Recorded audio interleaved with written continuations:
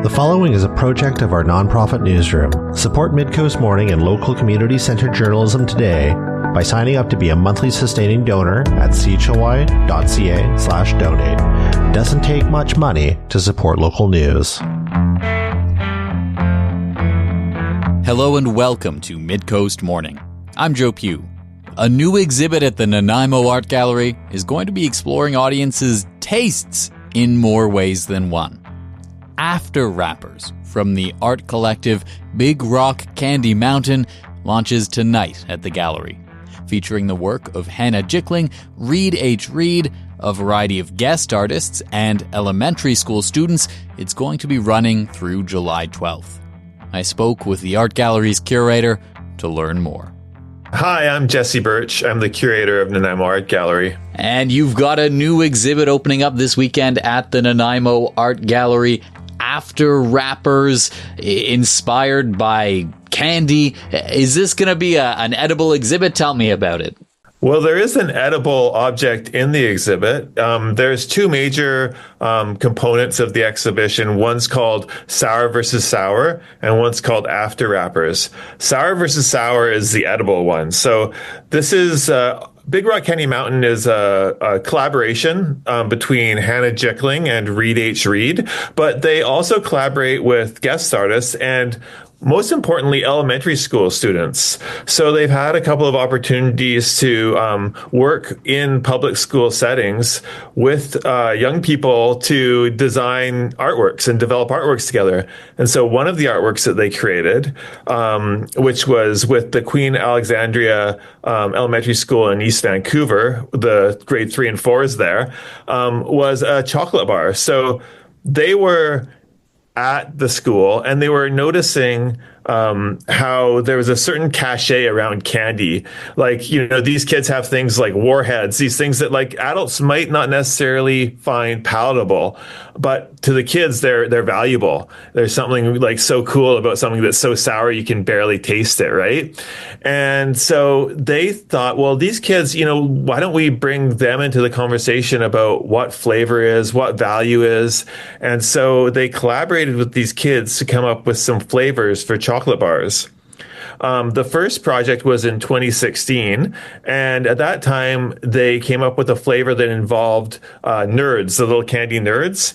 And they went out and collaborated with East Van Roasters, which is a bean-to-bar chocolate organization and community organization in East Vancouver, where it's like super fine, super high-quality dark chocolate. And then they added sour nerds into it. So it's this combination of the flavor desires of children with perhaps flavor desires that they may or may not like, which are like, you know, more associated with quote unquote sophisticated taste. So it's about thinking about like what taste is, you know, how we value taste, and how we can you know, work with kids to honor their points of view in a kind of more of an adult context. And so in the gallery, there is a display where you can purchase the Sour versus Sour chocolate bars. And one of the things we thought about in relation to this exhibition is, if there's something that's for sale, does it belong in the art gallery or does it belong in the gallery store?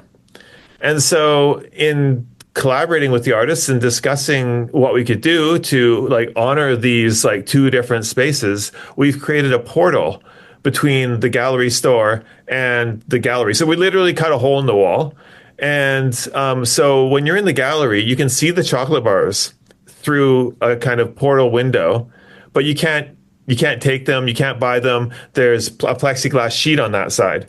So when you go around to the gallery store with all the other things you can buy, you can actually pick up one of these chocolate bars and you can take it and purchase it and taste it.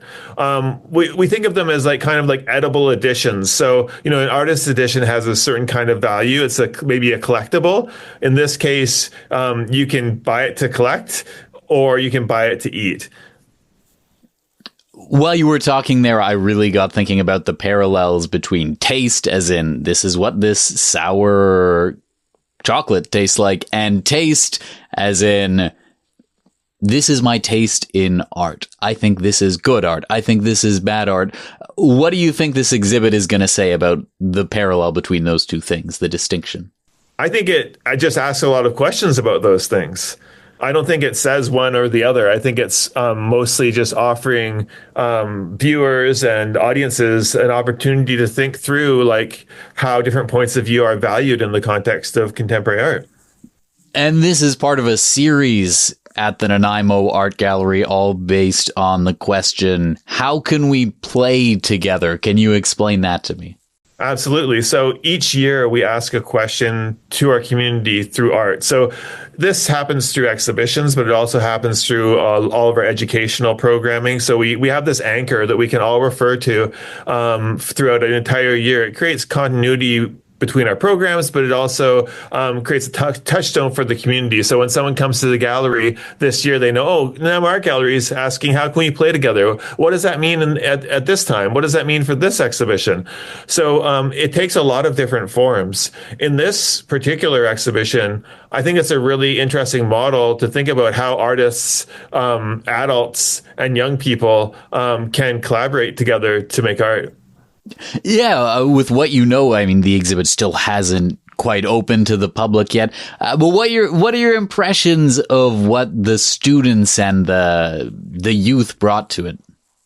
Yeah, it's a real sense of play, and the artists themselves are very playful too. But the kids obviously bring their sense of curiosity and play and exploration.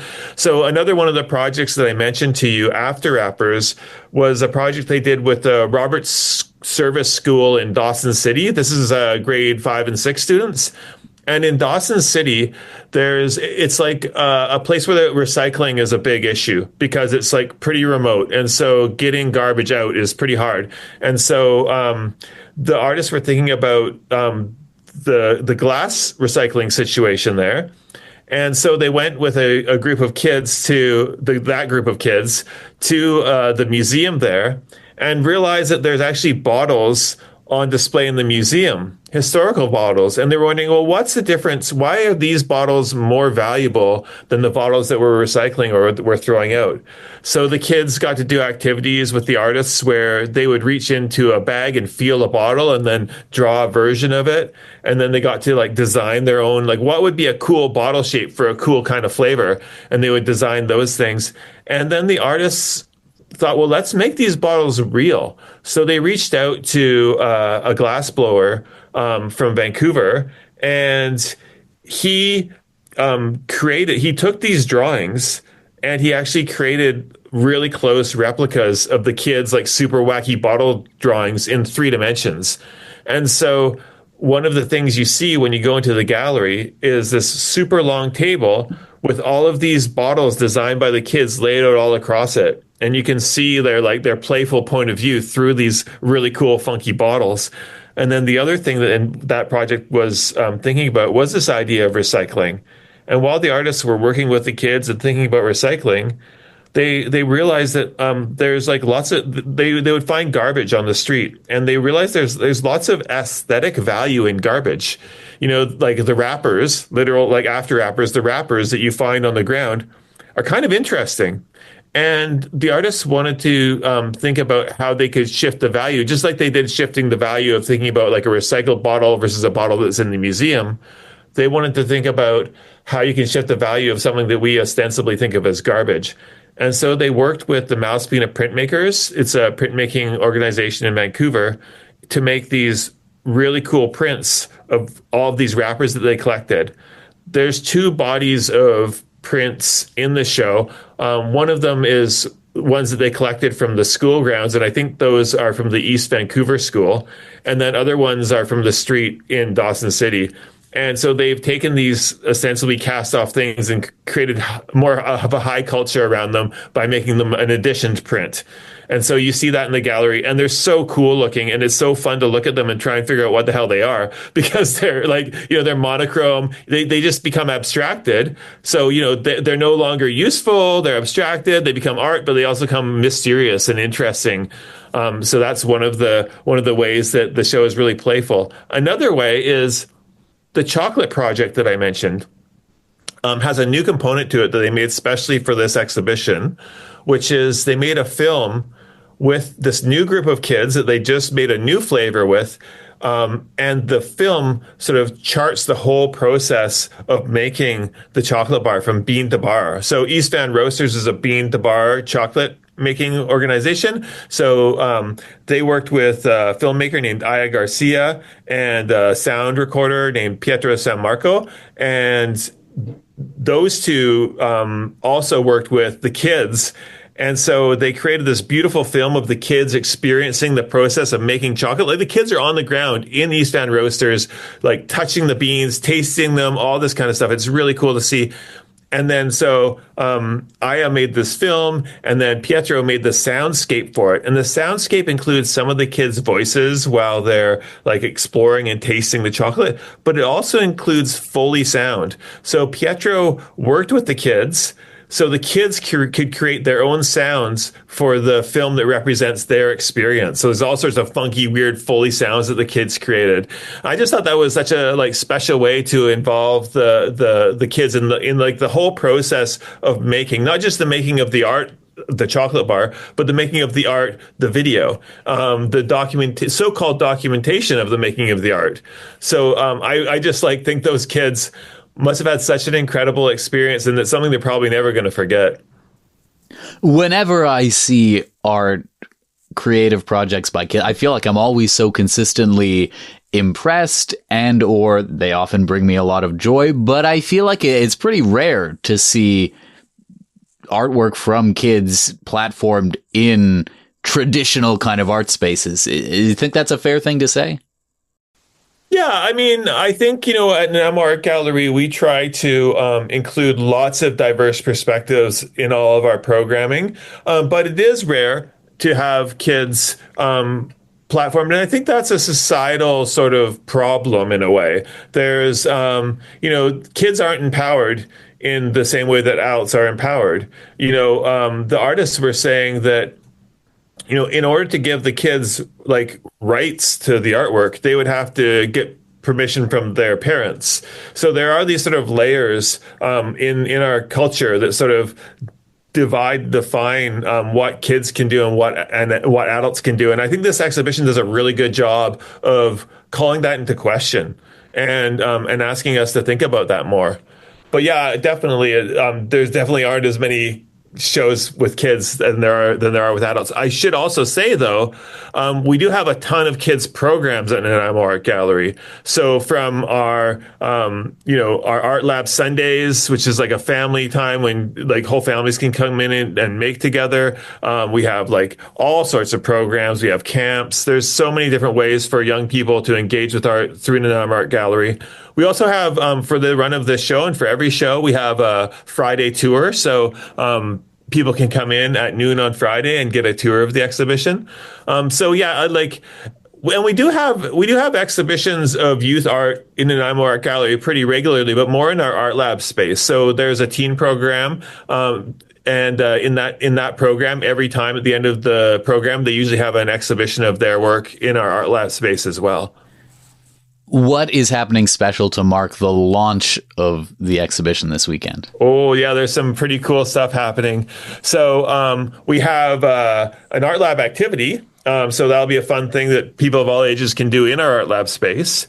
We have, after the opening remarks, which will be at about 7:30, we have Elise Boulanger, the local musician, playing music in art lab. So that's going to be really fun. And we also collaborated with Arbutus Distillery to make a signature cocktail only for adults in the art lab space as well. So there's lots of fun stuff to do for all ages at this opening. Is there anything else you think people need to know about this upcoming exhibition? Not particularly, but we did produce two different booklets. One is an interview between myself and the artists, and another is a booklet that focuses on the bottle project. So people can come in and take those booklets, and if they're interested in what we were saying today and they're interested in the show, they can dive deeper through those. come and check it out. Oh, the other thing I should say is that Commercial Street, still under construction, but we're open for business. I think they poured the whole sidewalk and that's clear to walk on. So don't be deterred by the construction outside. Come on in and enjoy the show. Jesse Birch, thank you so much for taking the time. Thank you. Jesse Birch is curator at the Nanaimo Art Gallery. Their latest exhibition, After Rappers, kicks off with an opening reception tonight at 7. That's Friday, May 2nd, if you're catching this as a podcast.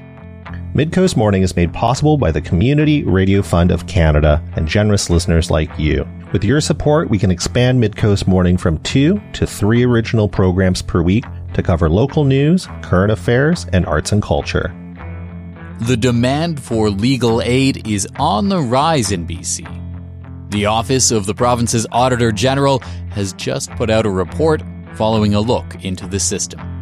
Legal Aid BC is the Crown Corporation which has a mandate to serve the interests of people experiencing barriers accessing the legal system. The Office of the Auditor General of BC is an independent office of the legislature that has a mandate to audit ministries, crown corporations, and other organizations controlled by or accountable to the provincial government. That includes school districts, universities, colleges, health societies, and health authorities. This audit identified a series of issues around things like how Legal Aid BC responds to complaints, and how Legal Aid BC measures the quality of the representation it's giving people. The audit was accompanied by a series of recommendations, all of which Legal Aid BC has accepted. I spoke with the province's acting Auditor General for more on this. I'm Sheila Dodds, and I'm the Acting Auditor General of British Columbia, and I have been acting since November when our previous Auditor General retired. Michael Pickup retired.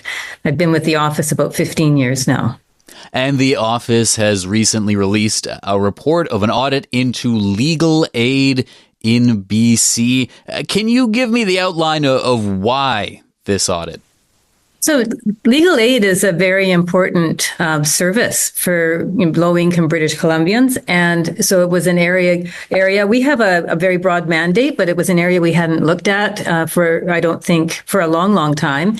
And also the demand for legal aid has been increasing. So it just felt like it was timely to take a look at the processes and the information that Legal Aid BC had to oversee the work that they were providing in terms of legal representation services. And I'm hoping we can get into some of the most striking findings from that audit. I'll get your take on that a little bit later. First, maybe one of them that stood out to me, it's written in the audit that Legal Aid BC didn't have performance measures for the quality of its legal representation services. How do we make sure that someone who's getting legal aid is getting good legal aid? And that's part of, we're dealing with a contract process. Legal Aid BC does contract with lawyers around the province to provide this very important service to citizens in the province. And as part of that contracting, you're wanting to ensure that the services, those legal representation services being provided, are meeting the needs of those clients and are quality legal representation. There are processes that Legal Aid BC has in place where they're getting some feedback. There is a mechanism for complaints, and there's an opportunity for their clients to reach out to them. But in terms of quality, what we'd identified that to be able to assess consistently in terms of the services being provided, whether they're meeting Legal Aid BC's expectation for what would be a quality service, they need to define that expectation in a way that they can monitor as part of their contracting process. So right now, the Cliff's notes on that is there's nothing written in the contracting process. Like Legal Aid BC, maybe if I understood it right, reading the report, it says, you'll give them good service, but then it doesn't actually define what that means. Well, we didn't look at individual contracts, so there's an issue around there was some confidentiality there, and there is an important solicitor-client privilege sort of approach. So we didn't look at individual files. We looked at the processes and the information that Legal Aid BC had, just to see, how do you know that you're providing good service? And so that would be the piece. If for them, they have accepted the recommendations, and they will be articulating what those expectations are. And I would anticipate that those expectations will be built into the contracts going forward. You alluded to the fact earlier that the amount of people using legal aid has gone up. It's gone up close to the tune of 30% in 3 years. That looks like about 9,000 more people using legal aid in one given year than there were 3 years ago. Do you have any idea as to why that's happening? So that's an important question, and that's something that Legal Aid BC needs to be understanding, and so that they're able to be forecasting for the number of lawyers they need and for the funding that they're going to require. I would just note that that measure that we have in the report, that it's increased 28% over the last 3 years. What we did to measure it was looking at the number of contracts with lawyers that were being entered into to provide legal representation services, rather than the count of individual applications. But it's a significant increase, and it has been a trend. And as you'll see in the report, we have provided recommendations to Legal Aid BC to be able to look at forecasting for that demand and for that budget and the number of lawyers going forward. They need to look at that, the information on what they have, and be able to improve their forecasting processes. Another thing that stood out to me reading the report was that apparently it took an average of 40 days for legal aid to send an acknowledgement letter when someone made a complaint. And then more than half of those complaints were abandoned because people didn't reply to that acknowledgement letter 40 days later. Can you give me some more context around that? Is that as bad as it sounds? The issue is they do have a policy for responding to complaints, and it's important for Legal Aid BC to be understanding that in terms of monitoring the quality of services provided. But the process that has been followed during the period that we looked at, there were like approximately half of the complaints where an acknowledgement letter had been sent out hadn't been acknowledged, and so the complaint was considered that it wouldn't go ahead. That we have provided recommendations that Legal Aid has accepted, and they are going to be making changes. I think they've committed in their response to making those changes in the current fiscal year around ensuring that the policy that they have is being followed consistently, and that they're more timely in their response to the complaints. Was the impression correct that, so I make a complaint to Legal Aid, 40 days later I get a response saying, hey, we got your complaint. Like, did that acknowledgement letter tell me I needed to do something? The acknowledgement letter, you needed to acknowledge it for that complaint to proceed. That is the process that they were following. And so if you didn't acknowledge that you'd gotten that letter, then the complaint would not proceed unless you followed up again. Did the letter tell me that?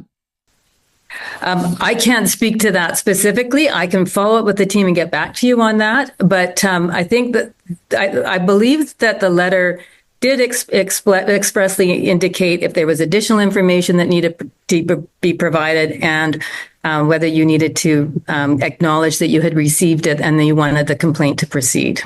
What were your biggest takeaways from doing this work? What do you think you need to highlight the most about the legal aid system? I think really looking at it, it's such an important public service to those citizens of the province that rely on Legal Aid BC to provide that support. As we saw, there is a growing demand for support from Legal Aid BC.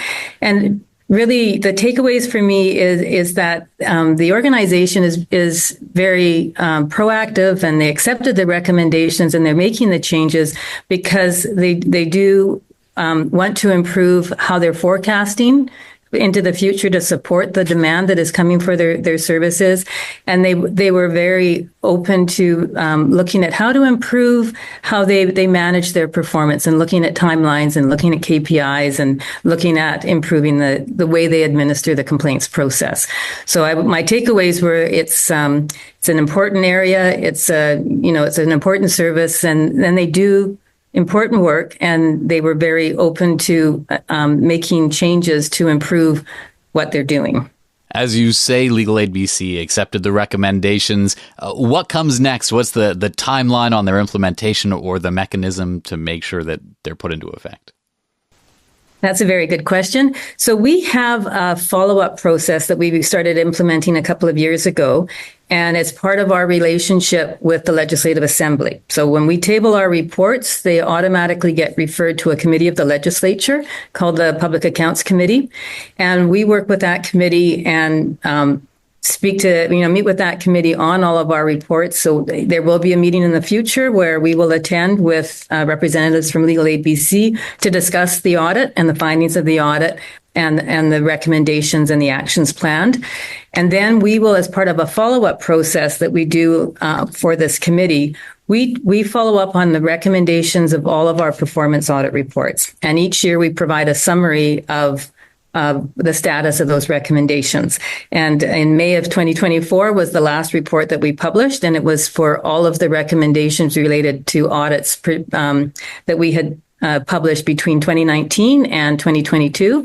So with this particular audit, in 2027, they will be part of that follow-up process where we will be reaching out to Legal Aid BC to get information on their progress in terms of implementation of those recommendations. We will do some work to confirm that the information they provide supports the assertions that they've made, and we will publish that information in a compendium that will go to the Legislative Committee and then be referred to this committee of the legislature, the Public Accounts Committee. So it's an ongoing follow-up, and we will follow up on those recommendations until they're completely implemented. To qualify for legal aid, your income has to be very, very low. If you're a single person, a one-person household is below $1,400 a month is the income cutoff. You can have very, very, very few assets and still be eligible. If someone is listening and they're thinking like, I am never going to need to use legal aid, or maybe I am never going to be able to qualify for legal aid, why is it important that they should care about this system functioning well or this audit looking into it?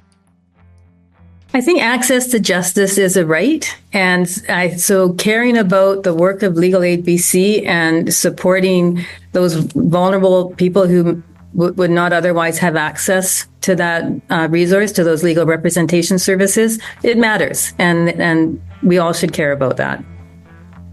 Acting Auditor General Dodds, thank you so much for taking the time. Thank you for your interest. It's been a pleasure. Sheila Dodds is the Acting Auditor General of British Columbia. That's our show for the day. Thank you for joining me. I'm Joe Pugh, host and producer of Midcoast Morning. Jesse Woodward is our executive producer, and RB Fruit is our technical advisor. You can sign up for CHLY's newsletter at chly.ca/subscribe. Our theme song is First One by local Nanaimo band Waste Management. If you have a story you'd like us to cover, email us at news@chly.ca. That's all for now. I'll talk to you on another Midcoast Morning. This program acknowledges and gives thanks to the Nanaimo First Nation as we broadcast and podcast from their traditional territory. Thanks for listening.